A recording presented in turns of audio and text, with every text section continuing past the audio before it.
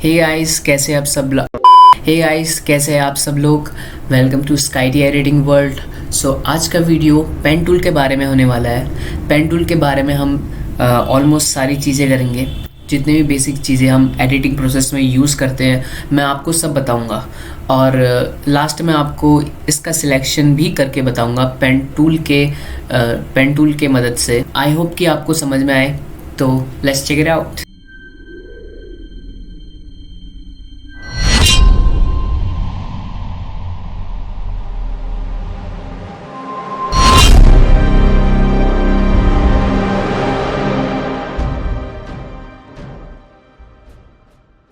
आज हम इस वीडियो में पेन टूल के बारे में कवर करने वाले हैं। पेन टूल का शॉर्टकट की पी होता है, तो सारी बेसिक चीज़ें हम पेन टूल में कवर करने वाले हैं। और पेन टूल एक one of the best selection tool माना जाता है, क्योंकि ये सारे प्रोफेशनल वर्क इसी से किए जाते हैं। और क्योंकि यार इसमें बहुत डिटेलिंग्स में काम होती है और हम मैनुअली काम करते हैं और फिनिशिंग अच्छी आती है जो हम पाथ बना रहे हैं, जो हम सिलेक्शन बना रहे हैं। तो ये एक पाथ बनाता है और ये इसे एंकर पॉइंट बोलेंगे, जो डॉट्स लगते जा रहे हैं ये एंकर पॉइंट्स होते हैं। और जो आपके बीच में जो आपको ये दिख रहा है बीच में, अगर आप इस लाइन के बीच में जाएंगे तो प्लस आ रहा है, प्लस साइन मींस ऐड हम एंकर पॉइंट कर सकते हैं हम इनके बीच में। ये सिर्फ नॉर्मल पाथ है। ये मेरा पेन टूल शेप में है, आप देख सकते हैं यहाँ पे एक पाथ ऑप्शन है और शेप ऑप्शन है। शेप ऑप्शन में अगर आप क्लिक करेंगे तो ये एक शेप देगा जो कि वेक्टर फॉर्म होता है, और ये एक शेप देगा। और पेन टूल में आपका जो फर्स्ट पॉइंट है, अगर आप पाथ बना रहे हैं, पाथ बना के जो आपका पाथ है वो कम्प्लीटली क्लोज्ड पाथ होना चाहिए। क्लोज पाथ वो कैसे होगा, अगर जब आप सेकंड एंकर पॉइंट यहाँ पे रख रहे, थर्ड, फोर्थ, फिफ्थ, सिक्स्थ, आपने जैसा भी पाथ बनाया उसके बाद जो आपका लास्ट पाथ होना चाहिए वो क्लोज्ड पाथ होना चाहिए। वो क्लोज्ड पाथ आपको कैसे पता चलेगा, जैसे ये पेन टूल है, पेन टूल के नीचे छोटा सा सर्कल बन के आएगा। सर्कल बनने का मीन्स ये है कि ये पाथ अब क्लोज हो जाए, कि अगर आपने यहाँ पे क्लिक किया तो जैसे मैं क्लिक करता हूँ तो मेरी पाथ क्लोज हो गई है। शेप टूल में ज़रूरी नहीं है, शेप टूल में ऐसे भी इधर उधर जा सकता है, लेकिन जब आप पाथ सिलेक्शन करेंगे उसमें बहुत मेन चीज़ है ये कि आपका पाथ हमेशा क्लोज होना चाहिए। और क्लोज मैंने आपको बता दिया कैसे होगा। पेन टूल के नीचे सर्कल बन के आएगा जो कि वो डिसाइड करेगा कि ये पाथ क्लोज हो गया है। तो इसको हम डिलीट करते हैं। पहले आपको शेप टूल ही बता देता हूँ मैं। शेप ऑप्शन में अगर आप जाएंगे तो आप शेप बना रहे हैं, जैसे फर्स्ट सेकंड पॉइंट मैंने लिया। अब सेकंड पॉइंट में यहाँ देख सकते हैं कि आप टायर तो बिल्कुल कर्व है, लेकिन मेरा पाथ बिल्कुल स्ट्रेट बन रखा है अभी तक। तो मुझे अपने पाथ को कर्व करना है, तो मैं अपने पाथ को कर्व कैसे करूँगा। आपने ये फर्स्ट पॉइंट लिया, आपने सेकंड पॉइंट जैसे क्लिक किया, आपने क्लिक छोड़ना नहीं है, आप उसको ड्रैग करेंगे। जब आप ड्रैग करेंगे तो एक इसकी टेल निकलेगी। जो ये टेल है यही डिसाइड करती है कि आपका पाथ कितना कर्व होना चाहिए। अगर मैं इस टेल को इधर घुमाता हूँ तो ये मेरी पाथ कर्व बनने लग गई है। मेन जो टेल है ये कर्व सिर्फ शेप देती है, लेकिन ये पाथ में इंक्लूड नहीं हो सकती। तो जैसे कि मैंने कहा था कि आप ड्रैग करिए, ये देखिए अब ये कर्व देगी, इसने एक कर्व दे दिया, ये शेप कर्व है। और आप इसको और ज़्यादा कर्व बना सकते हैं। ये जो फ्रंट टेल है वो डिसाइड करेगी आपकी नेक्स्ट पाथ में कितना कर्व आएगा। अगर आप ये फ्रंट टेल इसकी स्ट्रेट है, अगर ये फ्रंट टेल निकल रखी है इसकी, तो ये समझ लीजिए आपकी जो आपका नेक्स्ट पाथ बनेगा वो कर्व ही बनेगा, वो स्ट्रेट नहीं बन सकता। जैसे मैंने ये किया, देखिए ये कर्व बन गया, कर्व शेप आई। अगर आपका जो नेक्स्ट पाथ है वो आप चाहते हैं कि वो स्ट्रेट बने, तो आप ऑल्ट के साथ मेन एंकर पॉइंट में क्लिक करेंगे तो एक टेल हट गई है, आगे की टेल हट गई है। तो इसका मतलब ये होगा कि अब जो भी आप पाथ बनाएंगे वो एकदम स्ट्रेट बनेगी, ये स्ट्रेट। पर हमें स्ट्रेट तो नहीं चाहिए, तो हम क्या करेंगे, इसी पाथ से नेक्स्ट जो नेक्स्ट पाथ है हमारा वो डिसाइड करेगा। अगर ये टेल इतनी लंबी है तो आप समझ लेना कि जो आपका नेक्स्ट पाथ है वो कुछ एक आप एक ट्रायंगल, मैं आपको बताता हूँ, आप इसको ऐसा भी मान सकते हैं। सॉरी, मेरा पाथ हट गया है। चलिए शुरू से बताता हूँ आपको। जैसे मैंने सेकंड टेल बनाई, सेकंड पॉइंट डाला और मैंने इसको कर्व करके इसको ड्रैग किया तो ये मेरी टेल बन गई। अब मैं इस टेल को और इस टेल को, दोनों टेल को एडिट कर सकता हूँ। वो कैसे? अगर आपको इस टेल को और ज़्यादा कर्व देना है तो ऑल्ट के साथ इस टेल में क्लिक करके आप इसको कर्व दे सकते हैं, कम ज़्यादा, लेफ़्ट राइट, जितना भी आपका मन है, ऊपर नीचे। यहाँ देंगे, नीचे जाएंगे ज़्यादा, इस पॉइंट के पास जाएंगे तो इस पॉइंट के पास ज़्यादा कर्व बनेगा, इस पॉइंट के पास जाएंगे तो इस पॉइंट के पास ज़्यादा कर्व बनेगा। तो अगर आप बीच में जाएंगे तो बीच में कर्व बनेगा। जहाँ भी आप जाएंगे वहाँ ये कर्व लेते रहेगा, वो पीक कर्व्स की एक पीक टाइप की बनाता रहेगा। तो और इस पॉइंट को भी आप एडिट कर सकते हैं। जैसे आपने बनाई ये बात और आप चाहते हैं कि ये मेरी जो कर्व्स है वो थोड़ा सा पीछे हो, थोड़ा सा कर्व्स कम हो इसकी, तो आप इसको बैक, पीछे की ओर जितना आप पीछे की ओर लेते रहेंगे, इस पॉइंट के पास लेते रहेंगे, उतना ही ये कर्व स्ट्रेट होती जाएगी। तो मुझे ये कर्व्स तो बहुत ज़्यादा कर्व है, इसको मैं थोड़ा सा कम कर्व्स देता हूँ, इसको पीछे ले जाके इसको बैक ले जा रहा हूँ मैं, और ये मेरा कर्व्स कम होते रह रहा है। तो हम ऐसे हम कर्व्स को मैन्युअली अप एंड डाउन या जैसा भी आपको चाहिए आप डिसाइड कर सकते हैं, आप खुद बना सकते हैं मैन्युअली। तो हमने एक कर्व बनाया। अगर मान लीजिए कि मुझे यहाँ पे एक पॉइंट ऐड करना है, मुझे एक और कर्व चाहिए यहाँ पे। वैसे ये शेप इसमें तो चाहिए नहीं, पर मैं ऐसा अज्यूम कर रहा हूँ, मुझे एक चाहिए एक और। मैं जो आपका पेन टूल है वो आपके पाथ में ही प्लस साइन बनाएगा। वो प्लस साइन का मतलब यही है कि आप पाथ ऐड करना चाहते हैं। तो हाँ, हम एक एंकर पॉइंट ऐड करना चाहते हैं। तो हाँ, हम एक एंकर पॉइंट ऐड करना चाहते हैं, तो हमने ये क्लिक किया, एंकर पॉइंट ऐड हो गया। अब इस एंकर पॉइंट के हर एक एंकर पॉइंट के टू टेल्स निकलेगी।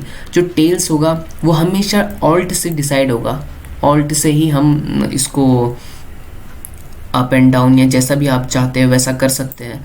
और क्योंकि मैं एक एग्जांपल देता हूँ याद रखने का कि alt ALT, T for tail. तो टेल को आप मैनिपुलेट कर सकते हैं, आप कैसे भी एडजस्ट कर सकते हैं। और अगर आपको एंकर पॉइंट ही हिलाना है, अगर आपको एंकर पॉइंट को ही दूसरी पोजीशन में रखना है, तो आप कंट्रोल के साथ आप एंकर पॉइंट इधर उधर जिधर भी आपको करना है वो कर सकते हैं। तो कंट्रोल हो गया। कंट्रोल कौन करेगा? कंट्रोल करेगा एंकर पॉइंट को, और ALT, alt, T for tail, और ऑल्ट करेगा कंट्रोल किसको? टेल को। और अगर आपको इन दोनों ही टेल को मूव करना है एक साथ, तो आप कंट्रोल प्लस ऑल्ट दबाएंगे और इस टेल में क्लिक करके ये क्लिक करेंगे, तो आप देख सकते हैं कि दोनों ही टेल मूव कर रही है। एंकर पॉइंट नहीं हिल रहा, बस दोनों tail, alt plus control plus alt. तो वैसे ही अब आगे बढ़ते हैं। ये पाथ तो ऐसी है नहीं, मैंने सिर्फ एग्जांपल के लिए बताया था। तो नेक्स्ट पाथ मैंने ये किया।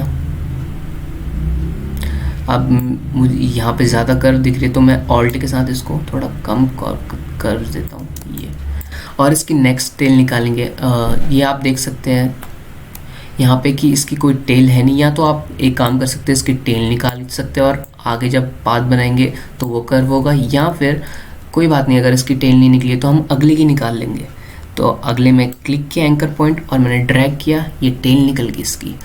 अब फिर से ये इसकी टेल है, तो मुझे टेंशन नहीं है, यहाँ पर कर्व्स ही आएगा। जो मैं नेक्स्ट पॉइंट लूँगा, जैसे ये लिया तो कर्व्स आया, बस इसको थोड़ा सा और कर्व करना है तो इसको और ड्रैग कर दिया और ये मेरा कर्व निकल गया।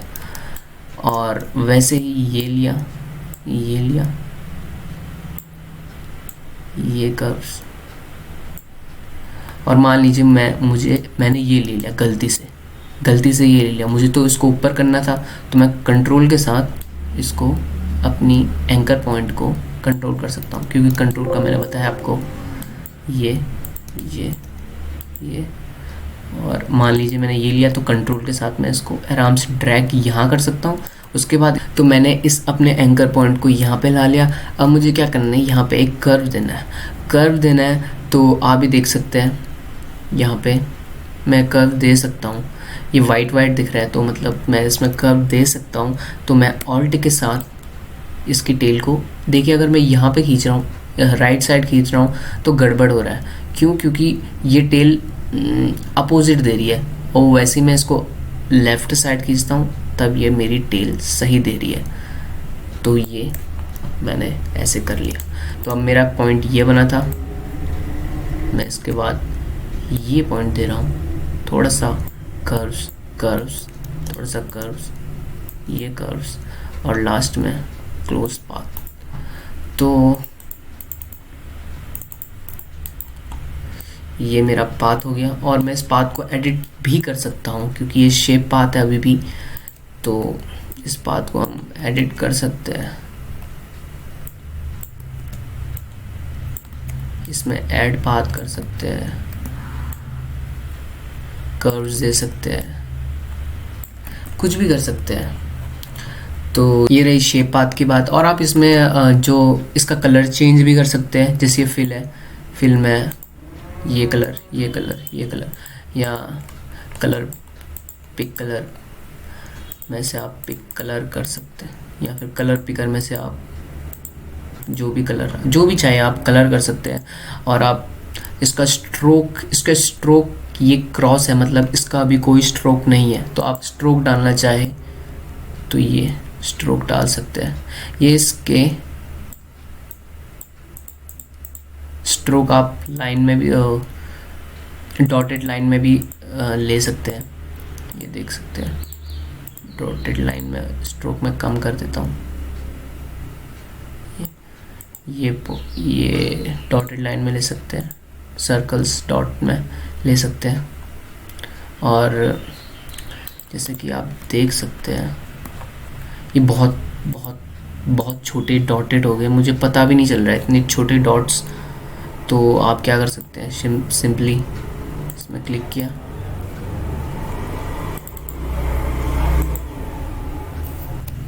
तो आप क्या कर सकते हैं, पेन टूल में फिर से जाके इसकी बढ़ा सकते हैं, ये स्ट्रोक बढ़ा सकते हैं। और बस यही सब है। और एक चीज़ ये भी है, ये मैं आपको ये भी बता देता हूँ।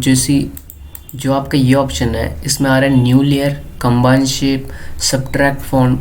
तो अभी हमारा न्यू लेयर में अगर हम कंबाइन शेप करते हैं, तो अगर मैं ये बना देता हूँ, तो आप देख सकते हैं कि ये शेप को कंबाइन कर रहा है। देखिए, अगर न्यू लेयर लेता हूँ, तब तो ये न्यू लेयर बना दे रहा है, एक नई लेयर में बना दे रहा है। पर अगर मैं कंबाइन शेप करता हूँ, तो मैं जितने भी जो भी ऐड करूँगा, जो भी पाथ बनाऊँगा, वो इसमें ही कंबाइन हो जाएगा। देखिए, ये कंबाइन हो गया है इस ऐप में। और अगर सब्ट्रैक्ट फ्रंट शेप लूँगा, तो ये सब्ट्रैक्ट करेगा मेरे पाथ को। आई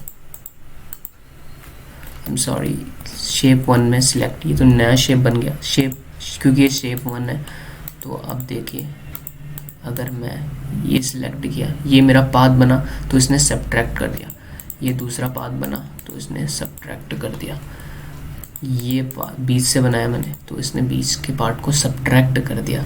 इंटरसेक्ट शेप, ये जो इंटरसेक्ट हो रखी है हमारी, जैसे ये इंटरसेक्ट हो रखी है, तो उसने उसको, जैसे मैं बताता हूँ,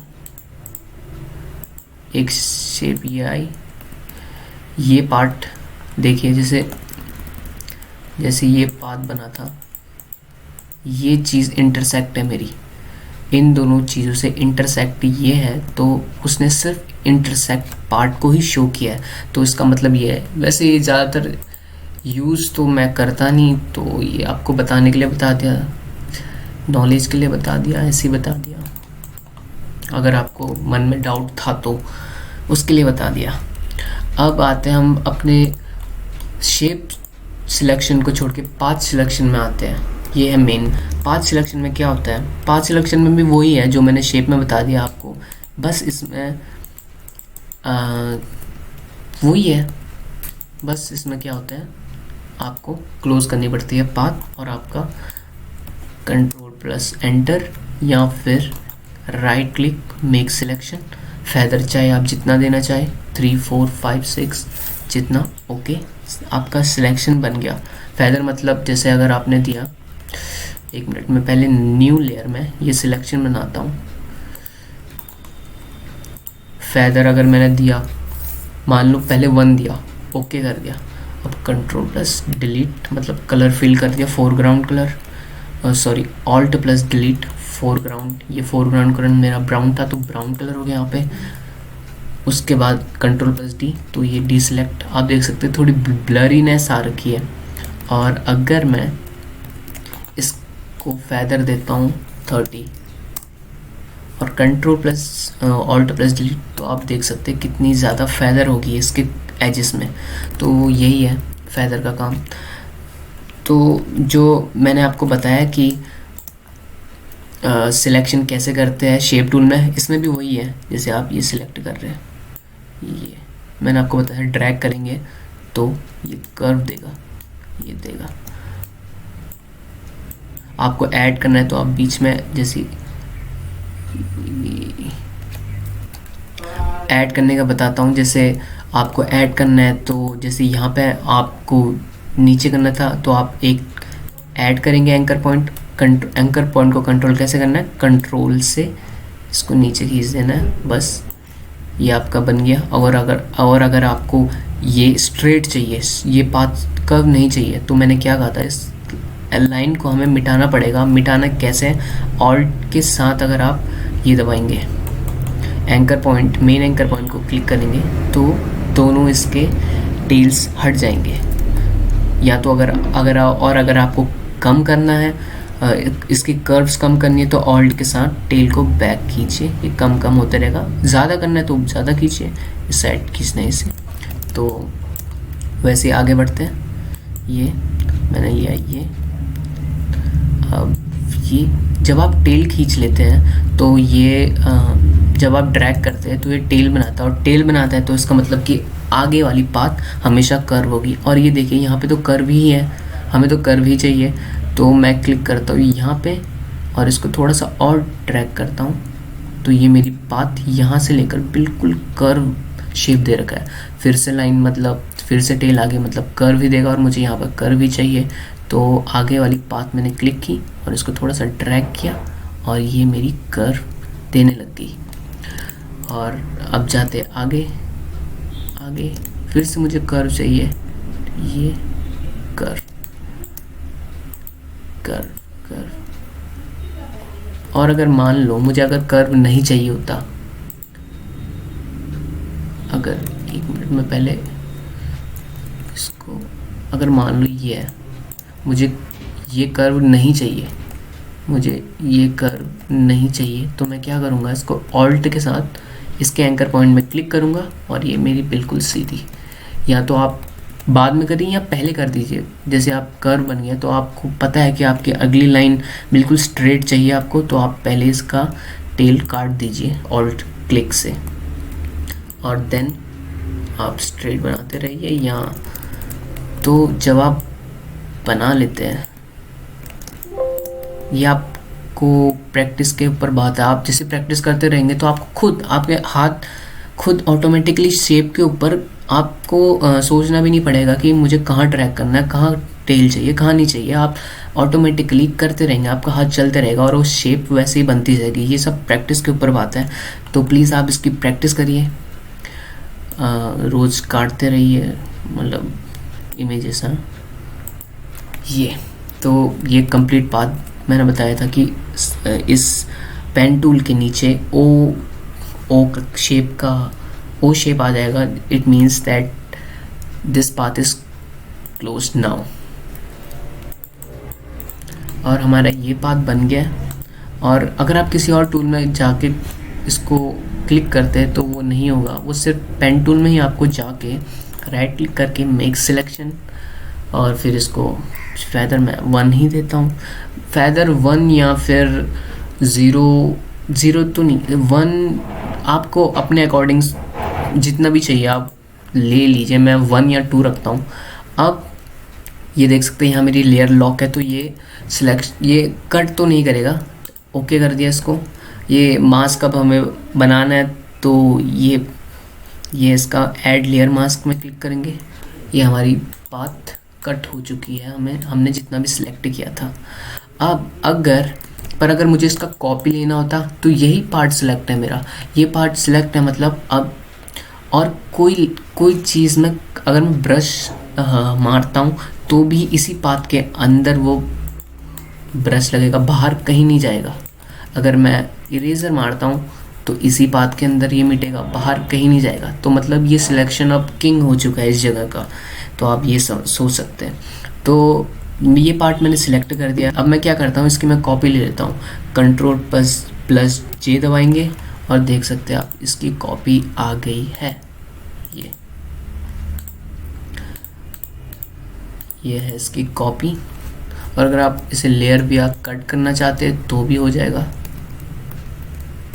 मतलब इसका मतलब ये होगा कि इस लेयर से सिर्फ ये टायर कट जाएगी, ये टायर अलग हो जाएगी और ये लेयर अलग हो जाएगी। उसके बाद किसी भी सिलेक्शन टूल में, पेन टूल में तो मार्क सिलेक्शन टूल में जाइए, रेक्टेंगुलर मार्क सिलेक्शन टूल, क्योंकि इसमें ऑप्शन अवेलेबल है। तो लेयर भी कट करें या लेयर भी कॉपी करें या जो भी करना है। लेयर भी कट किया तो ये अलग हो गया, ये अलग हो गया। इट मीन्स ये अलग और वो अलग। तो ये था पेन टूल का कमाल। और अगर आपको ये पाथ नहीं चाहिए तो आप क्या कीजिए, डिलीट पाथ, बस डिलीट दबा दीजिए और ये डिलीट हो जाएगा पाथ आपका पूरा। वापस चाहिए तो Ctrl+Z, Ctrl+Z। वैसे अगर कुछ गड़बड़ हो जाती है तो मैं तो यही करता हूँ, Ctrl+Z, क्योंकि उतना झंझट लगता है मेरे को कि उसके बाद मैं इसको मूव करके ऐसा करूँ। इससे अच्छा Ctrl+Z और फिर आराम से कर लो अपना काम। और गाइस जैसे मैंने आपको बताया था कि जैसे ये पाथ मैंने क्लोज़ किया और इसके बारे में ये चीज़ यही कंबाइन शेप, मतलब आप समझ जाइए। कंबाइन शेप इसमें अगर आपको कंबाइन शेप करना है तो उससे पहले आप क्या कीजिए, अपना शेप बना दीजिए। आपने ये किया कंबाइन शेप में, ठीक है। अब अगर आप ऐसे ही सिलेक्शन कर देते तो सिर्फ इसी में सिलेक्शन होगा, है ना। तो आपको तो चाहिए था कि कंबाइन शेप का मतलब मैंने थोड़ी देर पहले बताया था कि ये इसमें मिल जाता है, पर यहाँ पे तो ऐसा हो नहीं रहा। तो आप इसके लिए क्या करेंगे, इसमें जाएंगे, मर्ज शेप कंपोनेंट्स में जाएंगे। आप पहले अपना पूरा सिलेक्शन बना दीजिएगा, उसके बाद मर्ज शेप कंपोनेंट्स में क्लिक किया। अब ये आप मेक सिलेक्शन करते हैं तो ये देखिए आपका सिलेक्शन कंबाइन हो गया है। और अगर वही चीज़ आप सब्ट्रैक्ट में करते हैं तो आप मर्ज शेप कंपोनेंट में कर दीजिए। देखिए ये चीज़ सब्ट्रैक्ट हो गई यहाँ से।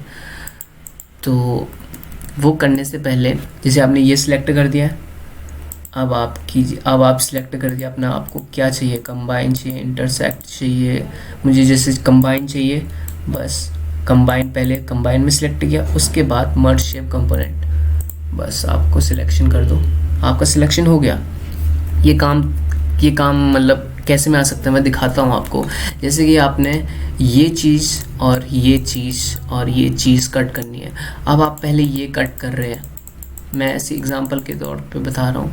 ये कट कर रहे हैं, ये अच्छे से नहीं किया मैंने, आप समझिए बस। ये कट कर रहे हैं, फिर इसमें मेक सिलेक्शन किया आपने, फिर डिलीट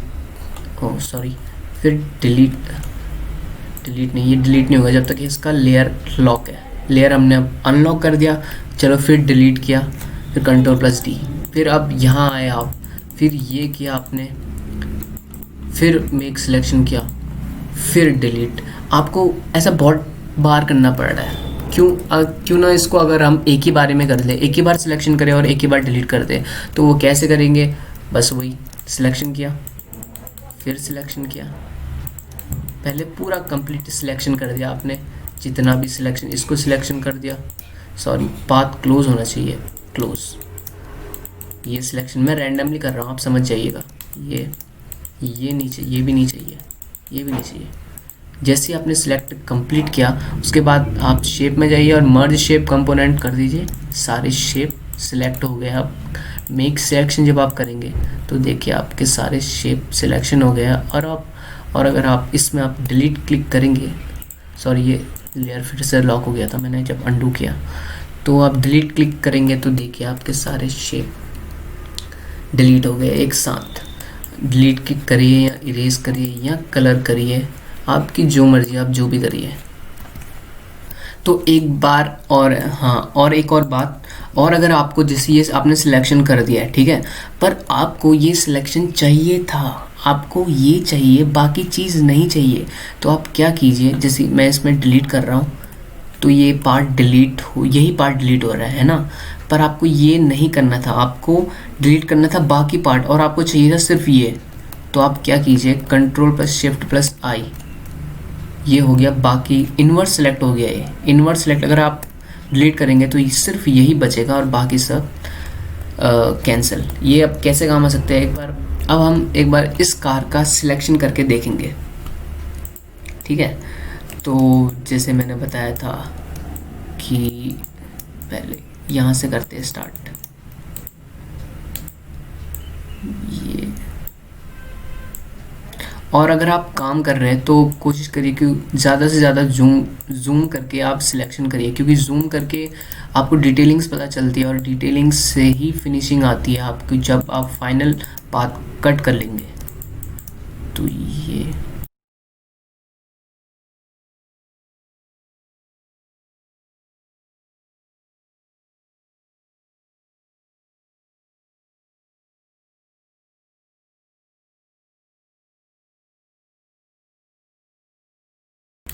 जो मैं इसको इजीली ऊपर नीचे इधर खिसका पा रहा हूँ वो स्पेस बार की वजह से, क्योंकि आप जब आप स्पेस बार दबाएंगे तो हैंड टूल आ जाएगा, उसके बाद आप इसको लेफ़्ट ड्रैग कर सकते हैं, राइट ड्रैग कर सकते हैं, जहाँ भी आपकी मर्जी हो। ये इजीली या तो आप माउस को स्क्रॉल कर सकते हैं, पर स्क्रॉल आपको बहुत बार करना पड़ेगा, इसलिए आप हैंड टूल का यूज़ करिए स्पेस बार दबा के। जैसे आप स्पेस बार दबाएंगे, आप ड्रैग करिए, आप ये सिलेक्ट करिए, फिर ड्रैग करिए, तो ऐसे कर सकते हैं।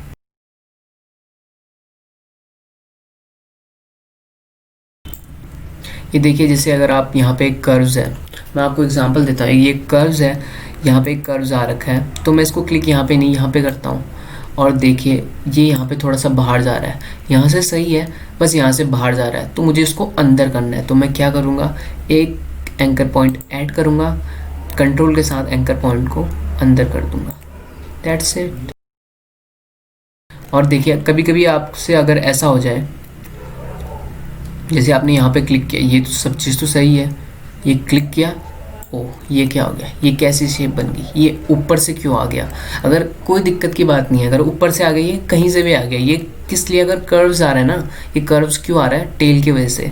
तो टेल को मैंने बताया कि टेल को आप कंट्रोल में कर सकते हैं, ये ज़्यादा कर्व्स आ गया तो टेल को पीछे पीछे पीछे पीछे, ये इसको यहाँ पर रख दिया और बस आपका पाथ सही हो गया और ये फाइनली मेरा पाथ क्लोज हो गया। अब मैं इसको जूम आउट करता हूँ। अब मैं यहाँ पे इसका मेक सिलेक्शन करता हूँ, अब मेक सिलेक्शन ओके। तो आप देख सकते हैं जैसे कि ये मेरा एक कार कम्प्लीटली सिलेक्शन हो चुका है। अब मैं इसमें क्या करूँगा, या तो आप इसका मास्क बनाइए, ये आपकी कार सेपरेटली सिलेक्ट हो चुकी है, या तो आप इसमें अगर आप डिलीट करना चाहते हैं ये पार्ट भी, तो आप फिर से पेन टूल लेके इसको फिर मेक सिलेक्शन करके, मैंने इसका मास्क बनाया तो मुझे इसका ब्रश टूल से ब्लैक कलर से इरेज, ऐसे करके आप अपनी मर्ज़ी से, पर खैर वो आप अपनी मर्ज़ी से कर सकते हैं, मैं आपको बेसिक चीज़ बता दे रहा हूँ।